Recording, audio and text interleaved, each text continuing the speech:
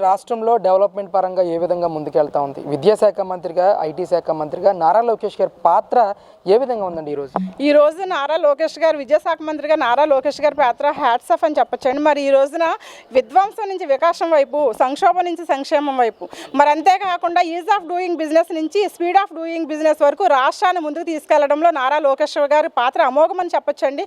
మరి ఈ రోజున చూసుకుంటే మరి అనేక చోట్ల అనేక కంపెనీలతో మాట్లాడి మరి వాళ్ళతో ఎంఓయూలు కుదుర్చుకుని మరి పెట్టుబడులు తీసుకొచ్చి యువత అందరికీ కూడా మరి రానున్న రోజుల్లో ఉద్యోగాలు ఇవ్వాలని ఒక మంచి సంకల్పంతో మరి నారా లోకేష్ గారు మరి ముందుకు వెళ్తా ఉన్నారు. అంతేకాదు మనం చూసాము పోలీసు రిక్రూట్మెంట్ చేశారు.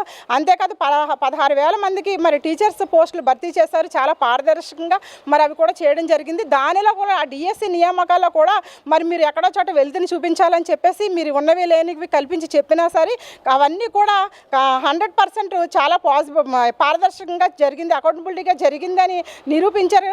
కాబట్టి మీరు ఎప్పుడు ఏ విషయంలోనైనా సరే ఒకటే మీరు ఆలోచించుకోండి, జగన్మోహన్ రెడ్డి గారు మీ మైండ్ సెట్ మార్చుకోండి. సమాజానికి ఏ రాజకీయ నాయకుడైనా ఒక వ్యక్తిత్వంతో ముందుకు వెళ్ళాలి, ఒక మంచి మెసేజ్ ఇవ్వాలి.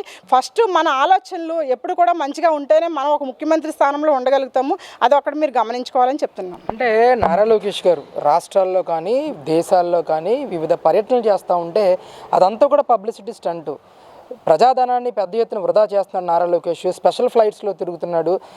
ఆయన పర్యటన వల్ల రాష్ట్రానికి ఎలాంటి ఉపయోగం లేదు అని చెప్పేసి వైసీపీ నాయకులందరూ కూడా పెద్ద ఎత్తున మాట్లాడుతూ ఉన్నారు. అసలు ఎంతవరకు నారా లోకేష్ పర్యటన వల్ల రాష్ట్రానికి ఉపయోగం ఉంది? వైసీపీ నాయకుల మాటలను ఎంతవరకు సమర్థిస్తారు? గతంలో మీరు పబ్లిసిటీ స్టంట్ కోసమే 5 ఏళ్ళు కూడా పనిచేశారు కాబట్టి మీకు వచ్చిన కూడా అవే ఆలోచనలు వస్తాయండి. మరి ఈ రోజున ఇతర రాష్ట్రాలకు వెళ్ళాలి, అమెరికా, లండన్, మరి కోల్కతా ఇలాగ అనేక చోట్లకి మరి నారా లోకేష్ గారు వెళ్తూ ఉన్నారు. పబ్లిసిటీ స్టంట్ కోసం అయితే ఎక్కడో వాళ్ళు ఉన్న ప్లేస్లోనో మీటింగ్లు పెట్టి అది పెట్టి ఇది పెట్టేసి దాన్ని పేపర్లోను ప్రెస్లోను అమోఘంగా బయటకు చక్కగా చెప్పుకోవచ్చు. కానీ అక్కడ ఏం చేయాలంటే పని కావాలి, పని చేసి చూపించాలి. చేసి చూపిస్తేనే ఇక్కడ మనం చేయగలమనే ఆలోచనతో మరి నాయకులతో మాట్లాడి ఈ రోజున నారా లోకేష్ గారు వస్తున్నారు అంటే అబ్బో ఖచ్చితంగా అక్కడ పని జరుగుతుంది, 100% ఈయన చేసుకుని వెళ్తాడు ఇక్కడి నుంచి అని చెప్పేసి మరి ఈ రోజున వాళ్ళందరూ కూడా పెద్ద పెద్ద వేత్తలందరూ కూడా అనుకుంటూ ఉన్నారు. కాబట్టి నారా లోకేష్ గారి ఆలోచనలన్నీ కూడా ఒక ముందు చూపుతో ఒక విజనరీ నాయకుడిగా రాష్ట్రానికి చాలా ఉపయోగపడుతున్నాయి. ఇవన్నీ కూడా ప్రజలు గమనిస్తూనే ఉన్నారు. అంటే త్వరలోనే రాష్ట్రంలో స్థానిక సంస్థల ఎలక్షన్ ఉండబోతున్నాయని చెప్పేసి ఇప్పటికే ప్రభుత్వం నుంచి పెద్ద పెద్ద నాయకులందరూ కూడా మాట్లాడడం జరిగింది. మరి గ్రౌండ్ లెవెల్లో కూటమి నాయకుల మధ్య విభేదాలు ఉన్నాయి, కార్యకర్తల మధ్య విభేదాలు ఉన్నాయని చెప్పేసి పెద్ద ఎత్తున ఆరోపణలు వస్తున్న తరుణంలో మీరే విధంగా రియాక్ట్ అవుతారు? నిజంగానే విభేదాలు ఉన్నాయా? అసలు ఏంటి పరిస్థితి? స్థానిక సంస్థల ఎలక్షన్స్ వస్తే ఎలా ఉంటాయి?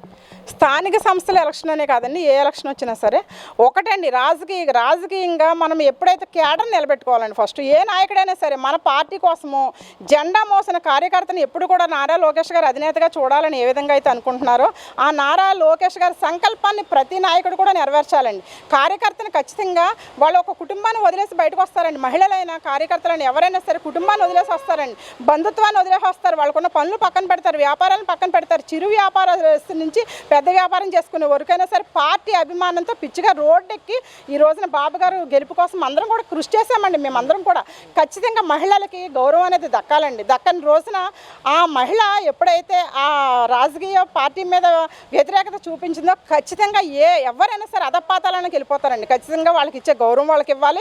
ఎప్పుడైతే మన ప్రతిపక్షంలో ఉన్నప్పుడు మన పార్టీ రావడం కోసం ఆ మహిళలు కానీ ఆ కార్యకర్తలు కానీ ఎంతైతే కష్టపడ్డారో అధికారంలోకి వచ్చిన తర్వాత కూడా వాళ్ళకి అదే గుర్తింపు అదే వాళ్ళకి ఇచ్చినట్లయితే ఖచ్చితంగా ఆ నాయకుడు మరలా అక్కడ పరిపాలన సాగిస్తూనే ఉంటాడు.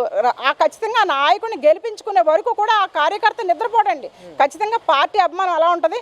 ఎప్పుడైనా సరే గమనించండి, నాయకులు పార్టీలు మారుతారేమో కానీ కార్యకర్త మాత్రం పట్టుకున్న పార్టీని ఎప్పుడు కూడా మారడు. అది ఎవరైనా సరే ఏ పార్టీ అయినా సరే అండి, మాకైతే ఇక్కడ అలాంటి ఇబ్బందులు ఏమి లేవు.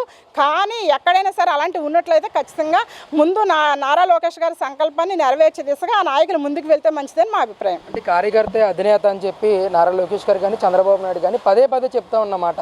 మరి గ్రౌండ్ లెవెల్లో పరిస్థితి ఎలా ఉంది? గ్రామ స్థాయిలో కానీ మండల స్థాయిలో కానీ నియోజకవర్గ స్థాయిలో కానీ నిజంగానే కార్యకర్తకు విలువ ఉందా ఈరోజు రాష్ట్రంలో? ఖచ్చితంగా ఎన్డీఏ కూటమి పరిపాలన బాగుందండి. అందరూ కూడా ఒక ఇంటిగా కలిసికట్టుగా ముందుకు వెళ్ళే ప్రయత్నంలోనే ప్రతి ఒక్కరు కూడా పనిచేస్తూ ఉన్నాము. ఇప్పటివరకు అలాంటి ఇబ్బందులు అయితే మాకేమీ లేవు.